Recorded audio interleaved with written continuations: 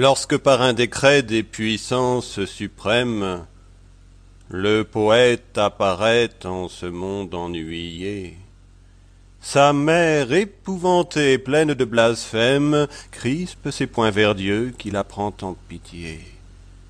Ah, que n'ai-je mis bas tout un nœud de vipère, plutôt que de nourrir cette dérision. Maudite soit la nuit au plaisir éphémère où mon ventre a conçu mon expiation. Puisque tu m'as choisi entre toutes les femmes pour être le dégoût de mon triste mari, et que je ne puis pas rejeter dans les flammes, comme un billet d'amour ce monstre rabougri. Je ferai rejaillir ta haine qui m'accable sur l'instrument maudit de tes méchancetés, et je tordrai si bien cet arbre misérable qui ne pourra pousser ses boutons empestés. Elle ravale ainsi l'écume de sa haine, et, ne comprenant pas les desseins éternels, elle-même prépare au fond de la géhenne les bûchers consacrés au crime maternel.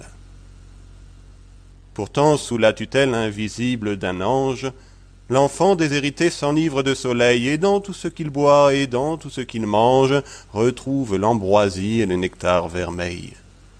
Il joue avec le vent, cause avec le nuage, et s'enivre en chantant du chemin de la croix, et l'esprit qui le suit dans son pèlerinage pleure de le voir gai comme un oiseau des bois.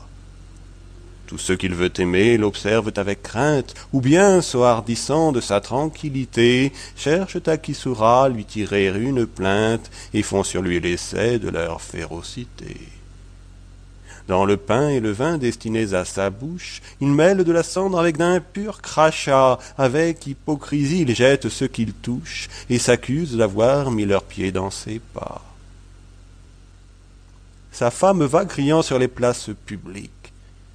Puisqu'il me trouve assez belle pour m'adorer, je ferai le métier des idoles antiques, et comme elle, je veux me faire redorer. Et je me saoulerai de nard, d'encens, de myrrhe, de génuflexions, de viandes et de vin, pour savoir si je puis, dans un cœur qui m'admire, usurper en riant les hommages divins. Et quand je m'ennuierai de ces farces impies, je poserai sur lui ma frêle et forte main, et mes ongles pareils aux ongles des harpies sauront jusqu'à son cœur se frayer un chemin.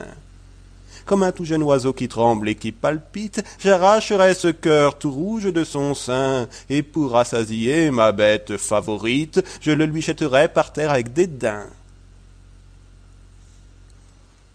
Vers le ciel où son œil voit un trône splendide, le poète serein lève ses bras pieux, et les vastes éclairs de son esprit lucide lui dérobent l'aspect des peuples furieux. Soyez béni, mon Dieu, qui donnez la souffrance, comme un divin remède à nos impuretés, et comme la meilleure et la plus pure essence qui prépare l'effort aux saintes voluptés. Je sais que vous gardez une place aux poètes dans les rangs bienheureux des saintes légions, et que vous l'invitez à l'éternelle fête des trônes, des vertus, des dominations. Je sais que la douleur est la noblesse unique. Nous ne mordrons jamais la terre et les enfers, et qu'il faut pour tresser ma couronne mystique imposer tous les temps et tous les univers. Mais les bijoux perdus de l'antique Palmyre, les métaux inconnus, les perles de la mer, par votre main montée, ne pourraient pas suffire à ce beau diadème éblouissant et clair. Car il ne sera fait que de pure lumière, puisée au foyer saint des rayons primitifs, et dont les yeux mortels, dans leur splendeur entière, ne sont que des miroirs obscurcis et plaintifs.